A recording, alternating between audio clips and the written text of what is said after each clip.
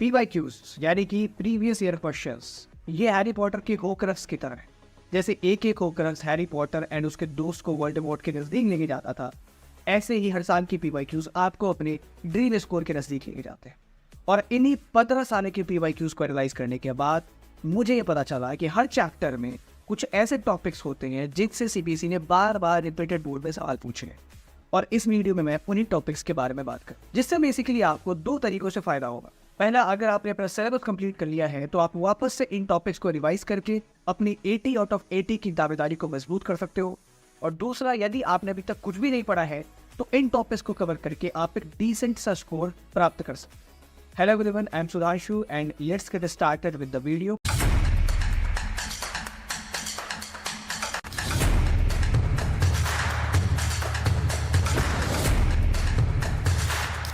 Video की शुरुआत करते हैं चैप्टर 1 के साथ, which is bricks, beads and bones.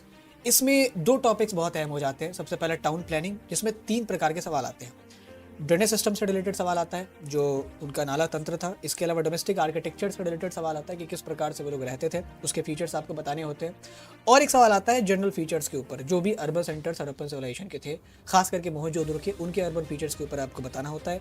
इसमें आप ड्रेनेज की चर्चा करते हो, डोमेस्टिक आर्किटेक्चर की चर्चा करते हो, सेपरेशन ऑफ टाउन की चर्चा करते हो। इसके बाद जो दूसरा टॉपिक है, रोल ऑफ आर्कियोलॉजिस्ट, इससे बहुत सारे 8 मार्कर पूछे जाते हैं।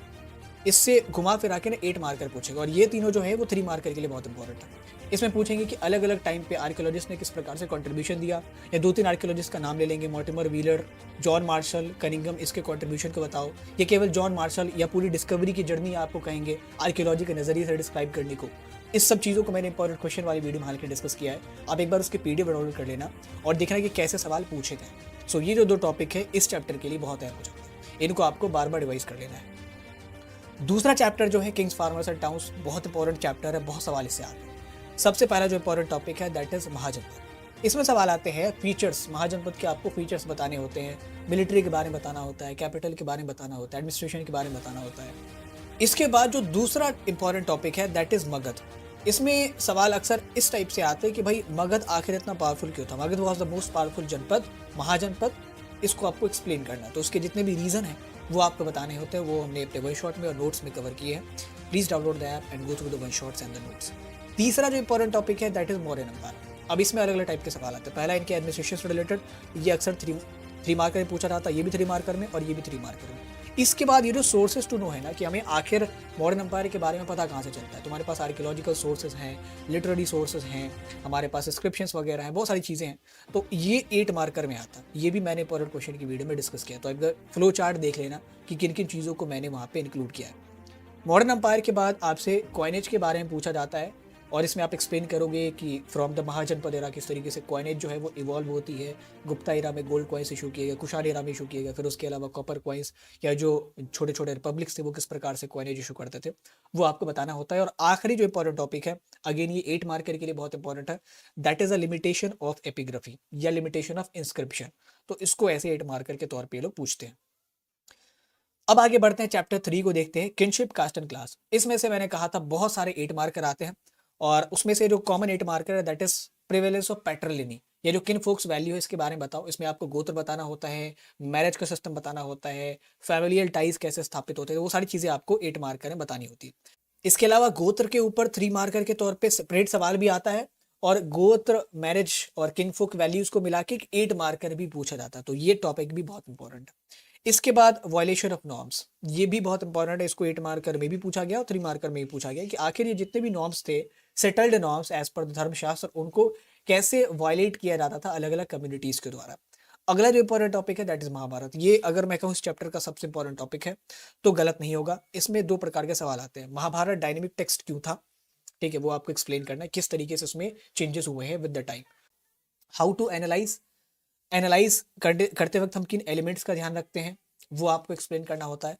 और कई बार ना एंशियंट सोशल इंडिया जो है, चूंकि महाभारत उस टाइम में लिखा जा रहा था, तो एंशियंट इंडिया की बहुत सारी जो सोशल प्रैक्टिसेस थी वो महाभारत के टेक्स्ट से बहुत इन्फ्लुएंस थी। तो उसको भी इस टॉपिक से कनेक्ट करके पूछते हैं कि आप प्रूव करें कि कैसे महाभारत जो है एंशियंट इंडिया की सोशल लाइफ पे इम्पैक्ट डालता था, in terms of marriages, in terms of kinfolks values, in terms of gotra system और जितनी भी अदर चीजें थी। इसके बाद जो लास्ट टॉपिक है दैट इज वर्ड ऑर्डर। इसमें आपको वर्ड ऑक्यूपेशन कैसे उसको इन्फोर्स करा जाता था, वो आपको देखना है क्योंकि 3 मार्कर पूछते हैं। और अनटचेबल्स की क्या स्थिति थी वो देख लेना एक बार, वो भी मैंने इंपॉर्टेंट क्वेश्चन की पीडीएफ में डिस्कस किया है।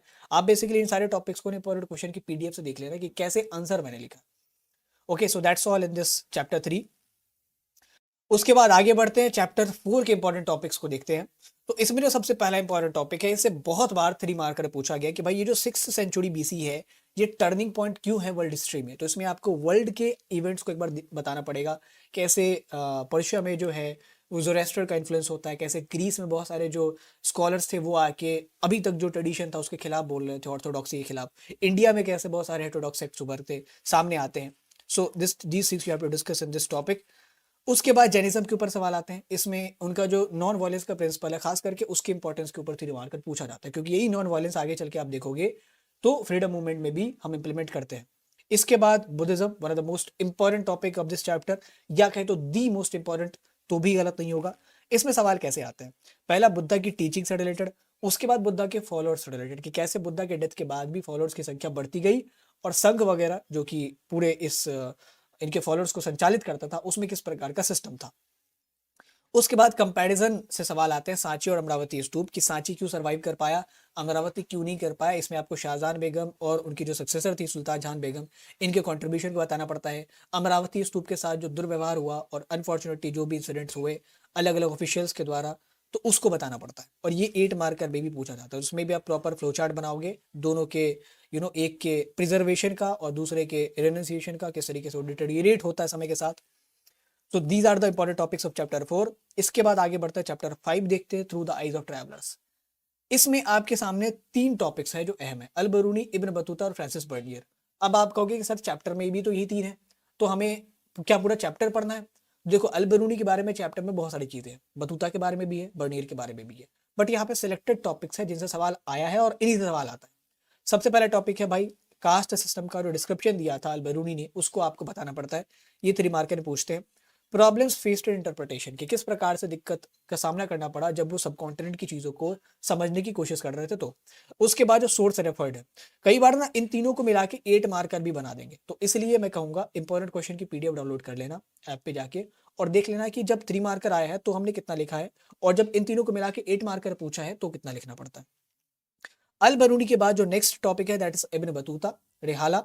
इब्न बतूता के बारे में 2 सवाल आते हैं, सिटी लाइफ का क्या ब्यौरा दिया था, और कम्युनिकेशन सिस्टम किस प्रकार से एक्सप्लेन किया था, उलूक और दावा के बारे में, वो जो सोर्स है वहां से उठाया इन्होंने, और इसमें से 3 मार्कर ही मोस्टली आते हैं। इसके बाद जो तीसरा टॉपिक है जैसे 8 मार्कर कई बार पूछा गया है, फ्रांसिस बर्नियर साहब ने जो ब्यौरा दिया था लैंड ओनरशिप सिस्टम का और मुगल इंडिया को क्रिटिसाइज किया था, उसको आपको एक्सप्लेन करना पड़ता है।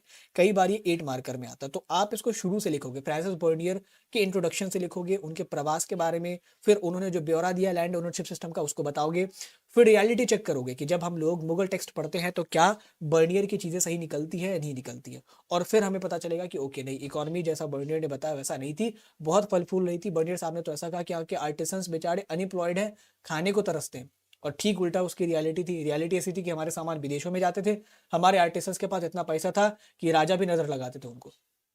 So these are the important topics of chapter 5। Make sure you hit the subscribe button अगर आपको इन वीडियो से हल्की सी भी वैल्यूज मिलती है तो, क्योंकि बोर्ड्स में तो हम आपके साथ है ही हैं। इसके अलावा जो सीयूटी होगा, trust me, we are going to give our 200% in the CUT. So you should subscribe the channel and press the bell icon, ताकि आप किसी भी चीज से महरूम न रह सको। चैप्टर 6 के जो इंपॉर्टेंट टॉपिक है उसमें सबसे पहला इंपॉर्टेंट टॉपिक है अलवर और नायनार। इसमें भी सारी चीजें नहीं पढ़नी है, सवाल केवल इस टॉपिक से आता है कि भाई उनके स्टेट के साथ कैसे रिलेशन थे, ये 8 मार्कर में पूछा जाता है। तो इसको आप देखना इंपॉर्टेंट क्वेश्चन की पीडीएफ में, कैसे मैंने प्रॉपर फ्लो चार्ट बना के हेडिंग बनाया है और उसके अंदर क्या क्या पॉइंटर्स लिखे। आई वुड सजेस्ट कि आप एक बार सारे इंपॉर्टेंट क्वेश्चन पीडीएफ को डाउनलोड कर लो और देखो कैसे आंसर लिखेगा। सूफिज्म से सवाल आता है, और इसमें 2 प्रकार से सवाल आता है। सूफिज्म का ग्रोथ कैसे हुआ, इसमें 3 मार्कर पूछा जाता है, तो आपको बताने की रीजन क्या है कि कैलिफेट वगैरह जो थे उस टाइम के बहुत मटीरियलिस्टिक हो गए थे, और जो सूफिज्म था वो ट्रेडिशनल इस्लाम को वापस से रिवाइव करना चाहता था। रिलेशन विद स्टेट, जैसे इसके बारे में पूछा जाता है वैसे ये भी 8 मार्कर पूछा जाता है। कई बार ये और करके ऑप्शन ऑल्टरनेटिव के तौर पे पूछा जा सकता है। उसके बाद कबीर की टीचिंग से रिलेटेड सवाल आता है, ये भी 8 मार्कर में भी आ सकता है। ठीक है, तो आपको फिर केवल टीचिंग्स नहीं बतानी, शुरू से लेके कबीर के बारे में इंट्रो, सोर्सेस क्या क्या है, उनकी टीचिंग्स क्या है, उनकी टीचिंग का इम्पैक्ट क्या पड़ा, ठीक है, और कैसे जो है वो जो ट्रेडिशनल ऑर्थोडॉक्स सिस्टम था उसके द्वारा हमेशा क्रिटिसाइज किए गए, तो इन सारी चीज़ों को आपको बताना है। सिमिलरली नानक और सिखिज्म की भी टीचिंग्स पूछी जाती है। तो अगर 3 मार्कर में पूछी गई है तो आप छोटा सा एक नानक का इंट्रो देके बाबा जी की जो टीचिंग्स है वो बताएंगे। और अगर नहीं तो फिर आपको गुरु नानक के, अगर 8 मार्कर में पूछा गया तो आपको सारी चीजें फ्रॉम द स्क्रैच बतानी पड़ेगी। 8 मार्कर का बेसिकली सूत्र ही यही है, फॉर्मूला ही यही है। अगर केवल आपसे टीचिंग्स पूछा गया है तो इतने 10 या 12 पॉइंट्स कैसे बनेंगे जो आप 8 मार्कर में लिख पाओ। आपको पेरिफेरल चीजें लिखनी पड़ेगी, शुरुआत से गुरु नानक का जन्म कहाँ हुआ था, ठीक है, उनके बारे में थोड़ा बता दिया, उनकी कैसे वो इस लाइन में आते हैं, ठीक है, फिर उनकी टीचिंग्स के बारे में बताया, फिर इम्पैक्ट के बारे में बताया, फिर थोड़ा सा गुरु ग्रंथ साहिब के बारे में बता दिया, फिर थोड़ा सा गुरु गोविंद सिंह के इम्पैक्ट के बारे में बता दिया, और इस हिसाब से जो है हमारा प्रॉपर जो है एक 8 मार्कर बनता है। Now the next chapter which is an imperial capital Vijayanagara. इसमें जो सबसे अहम टॉपिक है दैट इज कृष्णदेवराय। 2 टाइप के सवाल पूछे जाते हैं कि भाई इनके ज़माने में एक्सपेंशन कैसे हुआ और इनके मरने के बाद इम्पैक्ट क्या पड़े, कैसे जो अंपायर है उसका बेड़ा गर्क होता है। दूसरा टॉपिक जो इंपॉर्टेंट है दैट इज रॉयल सेंटर। वैसे तो बहुत सारी चीज़ें थी रॉयल सेंटर में, बट 3 चीज़ों से लगातार सवाल आए हैं, फोर्टिफिकेशन, वाटर रिसोर्स एंड महानंबी डिब्बा। आपसे मैं डायरेक्ट सवाल पूछ सकता हूँ ऐसे कि फोर्टिफिकेशन के फीचर्स बताओ, महानंबी डिब्बा के फीचर्स बताओ, वाटर रिसोर्स के बारे में बताओ, या ऐसे भी पूछ सकता हूँ कि अब्दुल रजाक ने कहा था कि जो विजयनगर की फोर्टिफिकेशन है वो सबसे नायाब है, तो इसको आपको जस्टिफाई करना है। अब अब्दुल रजाक के नजरिए से क्या उन्होंने ब्यौरा दिया था वो आपको बताना है कि भाई 7 लाइन सी फोर्टिफिकेशन की लगभग पूरे शहर को फोर्टिफाई करा गया था, किले के अंदर आपके खेत आ जाते थे, उस फोर्टिफिकेशन के अंदर आपके वाटर रिसोर्स आ जाते थे। ऐसे ही महानंबी डिब्बा के बारे में डोमिंगो पेस ने क्या ब्यौरा दिया है, वैसे भी सवाल आपसे पूछ सकते हैं। तो इसको आप याद रखना कि कौन से ट्रैवलर ने क्या ब्यौरा दिया है। खुद से तो आप लिख ही दोगे, बट जब आप ट्रैवलर को कोट करते हो ना हूबहू, तो उसका अलग इम्पैक्ट पड़ता है, उसका अलग एडवांटेज आपको मिलेगा। उसके बाद सैक्रेड सेंटर, इसमें सवाल आता है ज़्यादातर विरूपाक्ष टेम्पल से रिलेटेड, क्योंकि जो थे विरूपाक्ष टेम्पल कुल देवता थे इन पूरे विजयनगर साम्राज्य के। और टेम्पल बिल्डिंग के सिग्निफिकेंस के बारे में सवाल कई बार आया कि आखिर ये जितने भी लोग थे विजयनगर के रूलर्स, वो टेम्पल बिल्डिंग को लेके उतना इंथुजियास्टिक क्यों रहते थे। So these are some important topics you should revise and re revise. और आपने अगर कुछ नहीं पढ़ा है तो इनको तो कवर कर ही लो, एक डिसेंट सा स्कोर आपको मिल जाएगा। चैप्टर 8 की बात करें, इसमें जो टॉपिक है पहला तो है पंचायत और हेडमैन। इसमें पंचायत और हेडमैन के रोल और फंक्शन से रिलेटेड सवाल आए हैं, ये 8 मार्कर में पूछा जाता है अमूमन, इसमें सारे 8 मार्कर के ही सवाल। दूसरा है role of women in the household, क्या कॉन्ट्रीब्यूशन था, क्या अहमियत थी। तो अगर केवल 3 मार्कर में पूछेंगे तो महिलाएं क्या क्या काम करती थी हाउस होल्ड में, क्या उनकी जरूरत थी, वो बताएंगे। और अगर 8 मार्कर पूछेंगे तो पूरा बैकग्राउंड बताएंगे कि कैसे वो उनकी जरूरत थी, क्या इंपैक्ट था उनका मुगल एग्रेडियन सोसाइटी में। तीसरा जो इंपॉर्टेंट टॉपिक है दैट इज आईने अकबरी, इस चैप्टर का शायद सबसे इंपॉर्टेंट टॉपिक। 2 टाइप के सवाल आते हैं, फीचर्स पूछ लेंगे या आपको कहेंगे आईने अकबरी के लिमिटेशंस बताओ। इन दोनों को मैंने अपने इंपॉर्टेंट क्वेश्चंस की वीडियो में और नोट्स में डिस्कस किया है, उस वहां से आप फ्लो चार्ट का आइडिया ले सकते हो। अगर 8 मार्कर आपसे पूछते हैं तो क्या फ्लो चार्ट में कौन कौन सी हेडिंग आपको लिखनी है, you can get the idea from our PDFs. उसके बाद जो चैप्टर 9 है कॉलोनिज्म एंड कंट्री साइड, इसमें से 3 मार्कर बहुत आते हैं। जमींदारी सिस्टम के बारे में पूछेंगे, भाई क्या जरूरत थी इसको इंट्रोड्यूस करने की, और इसमें जमींदार आखिर बार बार डिफॉल्ट क्यों कर रहा था। ये 2 सवाल बहुत बार आते हैं। इसके बाद पहाड़ियाज के बारे में आपसे पूछ लेंगे, तो पहाड़ियाज के लाइवलीहुड के बारे में 3 मार्कर पूछेंगे। इनके खिलाफ ब्रिटिशर्स की पॉलिसीज क्या थी वो आपसे पूछेंगे। कई बार इन दोनों को मिला के 8 मार्कर भी पूछा जा सकता है, तो इसको भी आपको जवाब देना पड़ेगा उस तरीके से। फिर संथाल के बारे में पूछेंगे, संथाल के बारे में मेजर जो क्वेश्चंस पूछे गए वो संथाल रिवोल्ट से रिलेटेड पूछे गए। इसके बाद जो रेतवाड़ी सेटलमेंट है, जिसके बारे में अभी अभी मैंने बताया पिछले वीडियो में, जो स्ट्रैटेजी वाली के रेतवाड़ी सेटलमेंट वाला टॉपिक आपको स्किप नहीं करना है, क्योंकि इसमें से सवाल आते हैं। अभी भी सैंपल पेपर में अगर आप देखोगे तो 2 एमसीक्यूज रेतवाड़ी सेटलमेंट से आए हैं। रेतवाड़ी सेटलमेंट में एक सवाल ऐसा आता है कि भाई पीजेंट्स कैसे जो है डेट के साइकिल में फंस जाते थे, और दूसरा जो कि सबसे अहम है इस पूरे टॉपिक का, अमेरिकन सिविल वॉर का इम्पैक्ट, कैसे कॉटन बूम आया और फिर जब कॉटन बूम जाता है तो वापस से जो पीजेंट की स्थिति है वो चढ़मड़ानी शुरू होती है। So these are the important topics of chapter 9।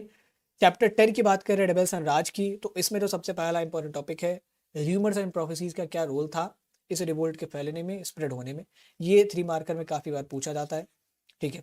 और 8 मार्कर में पूछेंगे तो फिर आपको अलग अलग टाइप के हेडिंग्स की जरूरत पड़ेगी भाई, ठीक है। हमें पहले तो रूमर एक्सप्लेन करना है, क्या रूमर्स फैल रहे थे, फिर रूमर्स पे लोग यकीन क्यों कर रहे थे, उन सोशल चेंजेस के बारे में आपको बताना है, ठीक है। और फिर इनका इम्पैक्ट क्या पड़ा वो आपको बताना है, वो भी मैंने इंपॉर्टेंट क्वेश्चन में एक ऐसा 8 मार्कर अटेम्प्ट किया है, तो आप वहां से देख सकते हो। उसके बाद अवध के एनेक्सेशन से रिलेटेड सवाल है, बहुत इंपॉर्टेंट टॉपिक है इस चैप्टर का। इसमें पहला तो सवाल आता है कि भाई एनेक्स किया कैसे गया, 3 मार्कर के तौर पे पूछ सकते हैं। डलहौजी की क्या पॉलिसी रही, कैसे ये जो स्टेटमेंट डलहौजी ने दिया था कि Awadh is a kind of cherry that will ultimately drop into our mouth, इसको आप अवध के एनेक्सेशन के कॉन्टेक्स्ट में एक्सप्लेन करो। तो इसमें आपको उसकी पॉलिसीज के बारे में बताना होता है और अवध के वल्नरेबिलिटी के बारे में भी बताना होता है कि कैसे इसको किसी भी समय ब्रिटिशर्स चाहती तो एनेक्स कर सकती थी। इम्पैक्ट्स के बारे में बताना होता है, अवध के इलेक्शन क्या इम्पैक्ट पड़े और कैसे जो है अवध में रिवोल्ट में मास पार्टिसिपेशन हुआ। ये दोनों टॉपिक्स जुड़े हुए हैं और दोनों बहुत अहम है। इसके बाद रिबल्स की यूनिटी से रिलेटेड बहुत सवाल पूछा गया है, कैसे इन्होंने यूनिटी इंश्योर की अलग अलग कम्युनिटीज़ के ऊपर, और इस रिवोल्ट को लगभग 1-1.5 साल तक इन्होंने खींचा अपने यूनिटी के दम पे, क्योंकि कोई फॉर्मल लीडरशिप इनकी थी नहीं। ठीक है, जो भी थी वो रीजनल थी, और एक बहादुर शाह जफर जो थे वो नॉमिनल चेहरा थे, और उस टाइम में कोई सोशल मीडिया नहीं था कि बहादुर शाह जफर दिल्ली के लाल किले से कुछ बोले और ये चीज़ बंगाल में बैठे मेरठ में बैठे आदमी को तुरंत सुनाई देते। Now the next chapter that is Mahatma Gandhi and the nationalist movement, chapter 11। इसमें से सबसे पहला जो इंपॉर्टेंट टॉपिक है that is non cooperation movement. तीन ही तो इंपॉर्टेंट टॉपिक है, नॉन कॉपरेशन मूवमेंट, सॉल्ट सत्याग्रह और सिविल क्विट इंडिया मूवमेंट। तो नॉन कॉपरेशन मूवमेंट में दो टाइप के सवाल आते हैं, काउजेस एंड इम्पैक्ट्स। काउजेस के बारे में अलग से पूछ लेंगे 3 मार्कर, इम्पैक्ट के बारे में अलग से पूछ लेंगे, कई बार इन दोनों को मिला के एक 8 मार्कर भी बना सकते हैं। और रोल ऑफ गांधी जी, गांधी जी का क्या रोल था इस पूरे असहयोग आंदोलन में, वो आपसे पूछेंगे।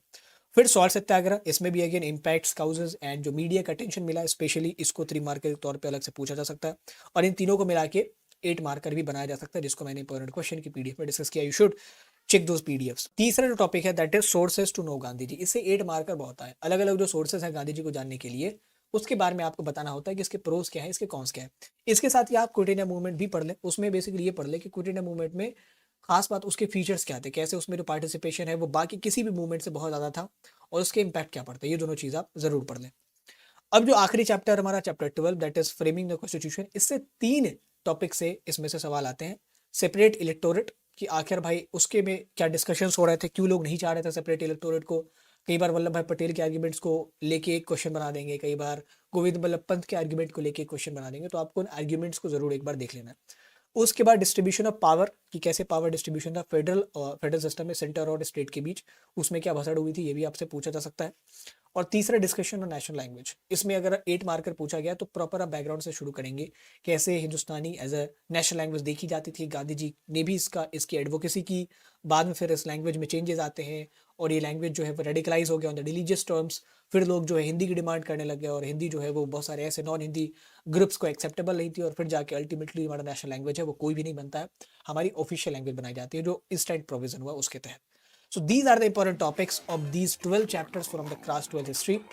इन टॉपिक्स को आपको बार बार रिवाइज करना है, इन टॉपिक्स के क्वेश्चंस आपको देख लेने हैं इंपॉर्टेंट क्वेश्चन की पीडीएफ से, कि भाई इनमें मैंने कौन कौन से पॉइंट्स लिखे हैं, ठीक है, और कैसे फ्लो चार्ट बनाया है, कैसे कंक्लूजन बनाया है, this you should learn. And उसके बाद आप जो है, अगर आपने पूरा सिलेबस कंप्लीट कर लिया है, you will be close to 80 out of 80। अगर आपने कुछ भी कवर नहीं किया है तो आप इन टॉपिक्स को करके एक अच्छा डिसेंट सा स्कोर 60-70 का आराम से अचीव कर सकते हो। Thank you for watching, see you the next video and make sure you hit subscribe button, not only for the boards but for the CUT also. And इसके साथ ही आपको हमारे ऐप को भी डाउनलोड कर लेना है, क्योंकि लास्ट समय पे आपको अगर वन शॉट रिवाइज करना हो, PDF रिवाइज करना हो, सारी चीज़ें एक जगह पे आपको हमारे ऐप पे मिल जाएगी। Thank you for watching. Have a great day and please take a good care of yourself, which is much needed in these exam times.